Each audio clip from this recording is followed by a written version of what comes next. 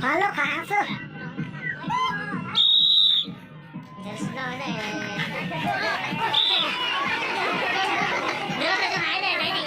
Vâng, rồi gì chút tập.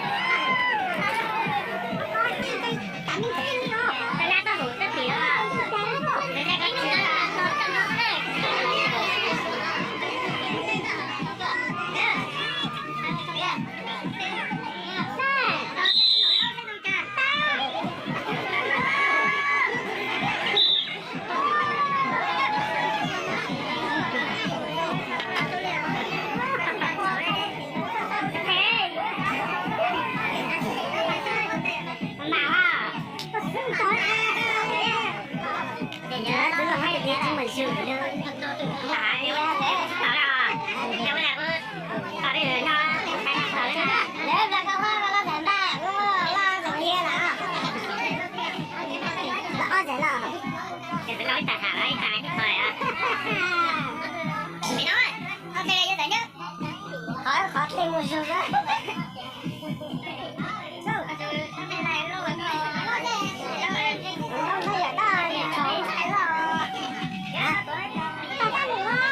Cháu cắt chó ấy, cắt chó trên những cái lắm à.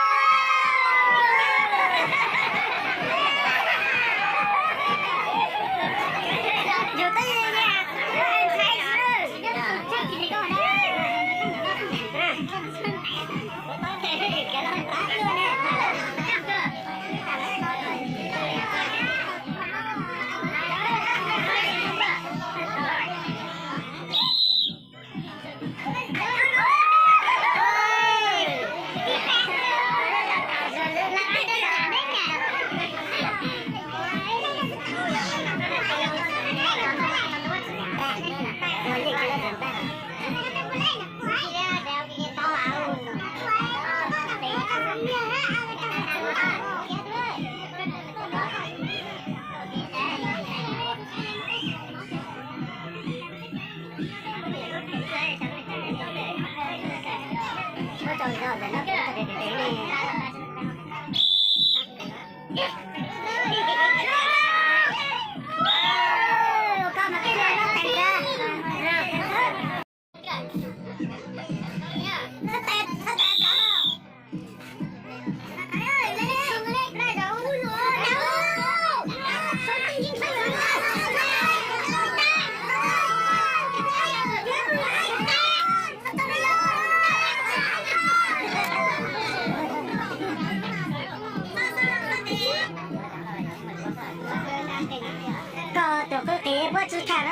cứ khơi ta nó taอยู่số làm tha này ha, còn để tao sai bất cứ khơi ta là ai bất sẽ tiểu lông nhỏ thế này bất nhỏ mà chúng tôi này.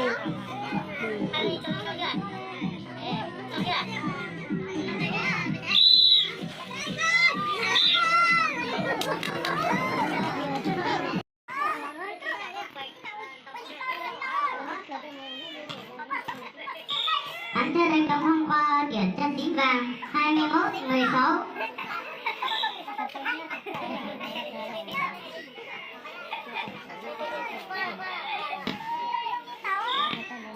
đánh bóng ra ngoài, điểm cho Xính Vàng 22-16.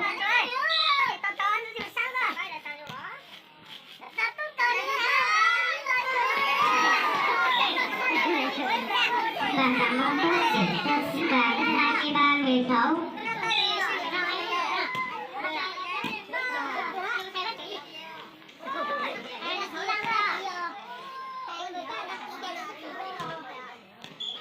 Xính Vàng đánh bóng không qua, đổi về thắng hơn. cái nó sống lên này nè.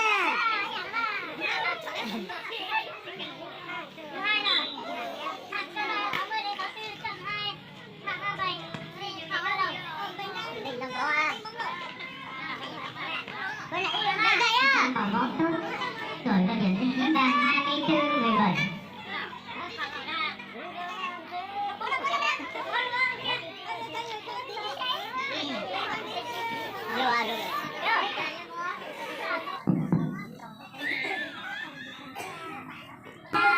Để chúng ta tiếp tục thi đấu nha. Chúng ta có hàng vì các đội trưởng của các vận động viên đang tập trung.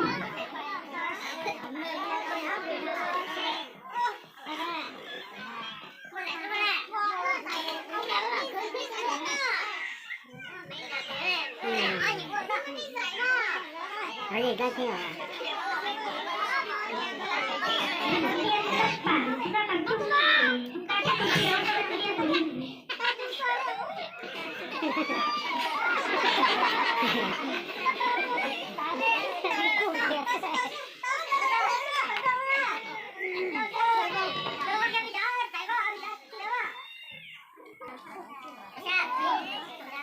Tôi tưởng nó là sắp tỏ chân trước và sâu chóc. Mà Bạn xin xe sáng là lại như bạn. các vận động viên của mình về bình thường.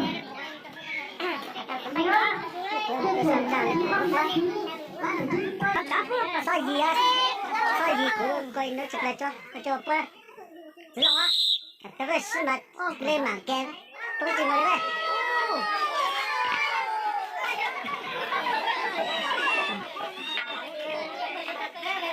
Con nhìn luôn mà là luôn rồi, con đánh té chưa? Con một cái lấy té chưa?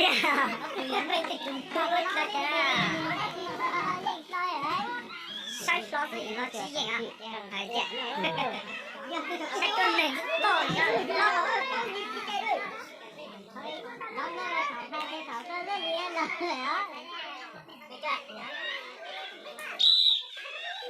Ôi trời! Anh nhìn thằng nó chung bắn rồi.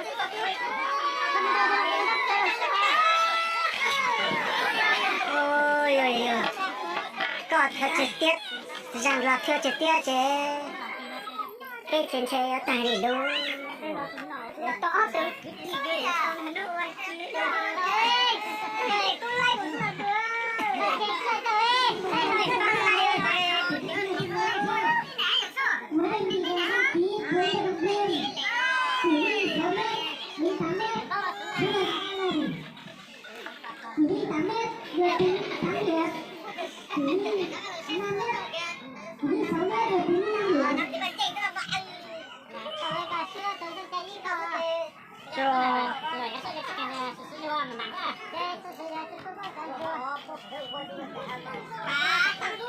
그보다 수제 뽀뽕질 뭐해? 다 소리에 또 알았죠? 예수 쓰지 말게.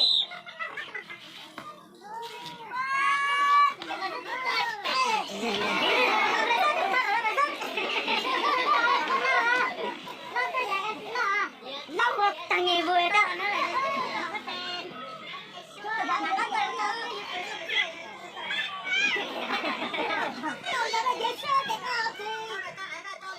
Bây giờ tôi nghĩ sẽ mấy chuyện sẽ không sao mà. Đi từ về đi từ từ sao? Anh lấy gì vậy? Tổng lắm mới ăn lấy cho công bảo. Cắm đuôi. Sao sao lại cười? Thế thôi đó. Thôi từ xa này, cho ó lại cười chết kia này. cái chuyện bắt thấy bây là cái gì bắt được cũng是bắt được应该啊，我知道我也bắt được bắt được应该都得这，知道这应该不一样。một cái sao mà sao một cái nó đây là không đáng lo lo gì cơ giờ lo tại vì vừa các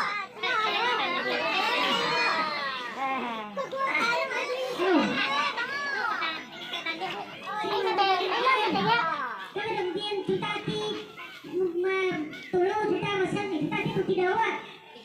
mình đánh tàu lô Trường của các đội. Các đồng chí đã là gì? lâu tiêu chí nhiều lâu mà đi tới sợ có bao giờ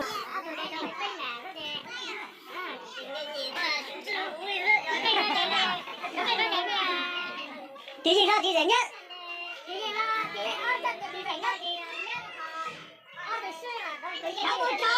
nhị tôi cho hai chơi đèn bạc mà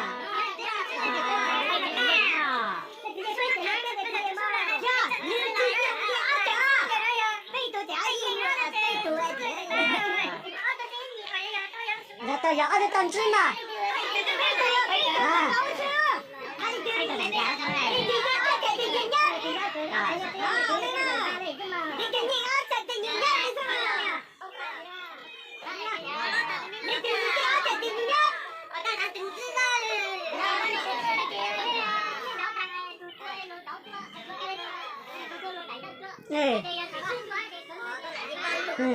cô cơ họ tự nhiên chạy tỏi tranh nghĩa gì à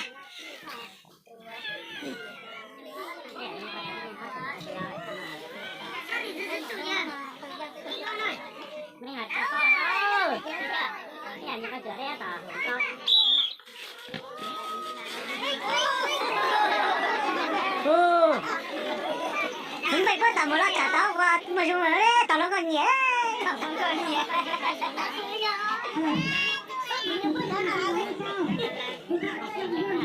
tao nó còn nhẹ nó còn một chút thì mà là cho nó ra sáu tung sáng không sáng chọc cái này đấy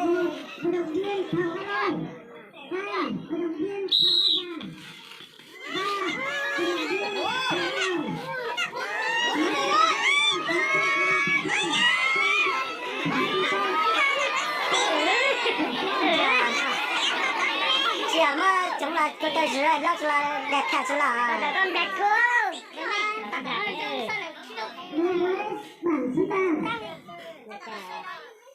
ui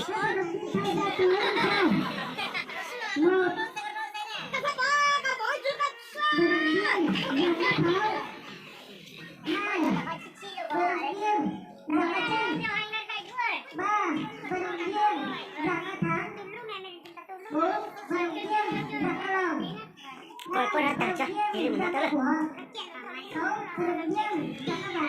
này tầm mà sẽ bớt lớp kiểu gì mà rút ra mà vận động viên mà các đồng chí không ra thi đấu thì quân ban tổ chức chúng tôi quân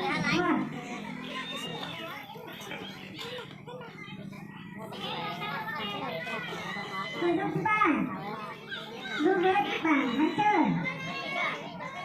luôn tôi tham gia tôi lên theo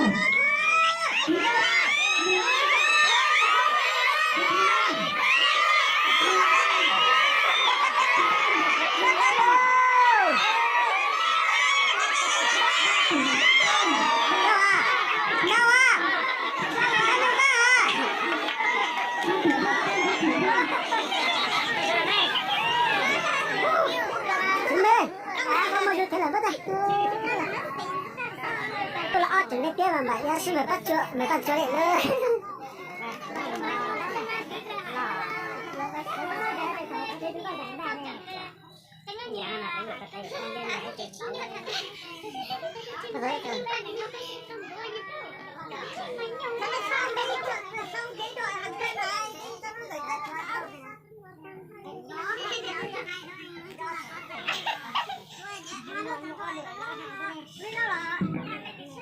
thì sư trở lâu đây mà tức là tầm bao tiền sức tiền lon tên à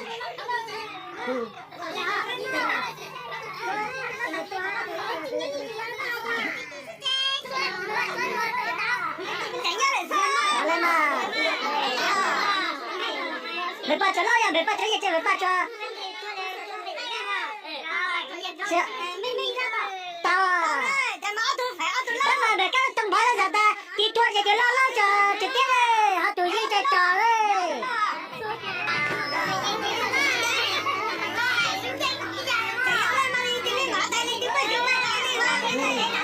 cái là tầm bao tụi kia sư lo lo trực tiếp mà nên gì lo cho trẻ bớt không à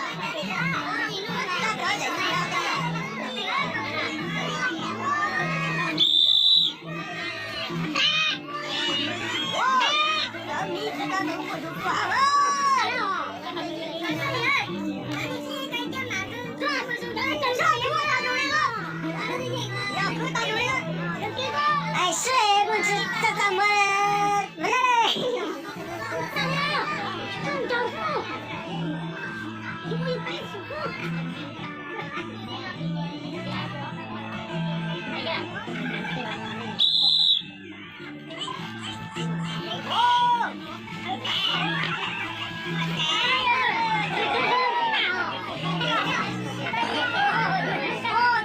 tôi đã trả lại cái luôn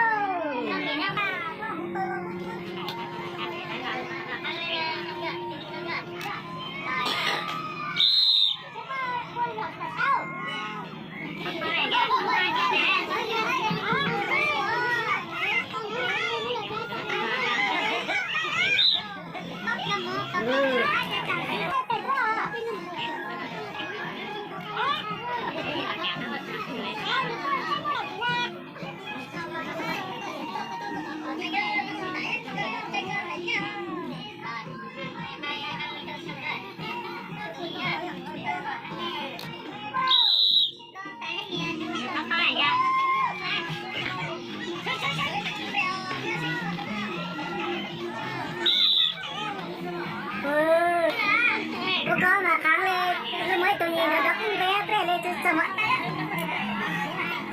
chẳng mà chẳng tranh nhất nhiều hàng cân 66 lạ 64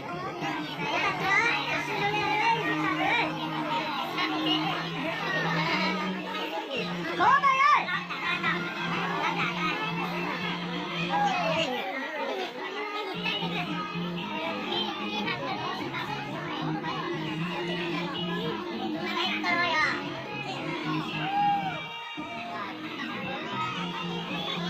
và cho tiền lít sẽ tiền lít cơ rồi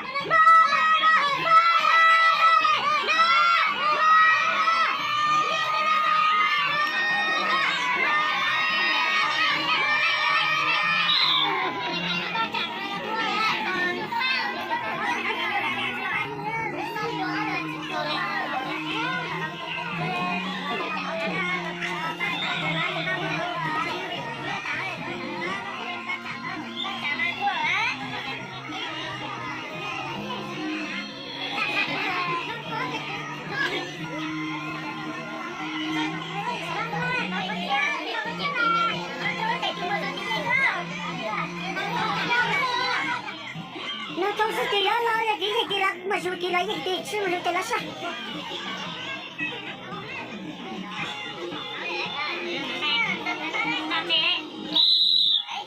ô tụi nó suy ra tụi nó suy ra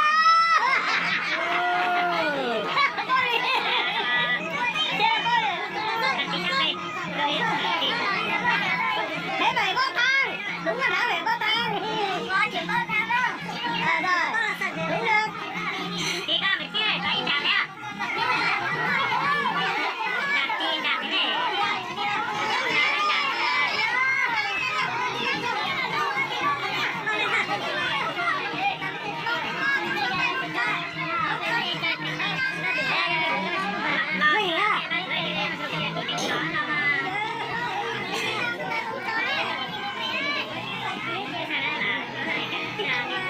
cứ tim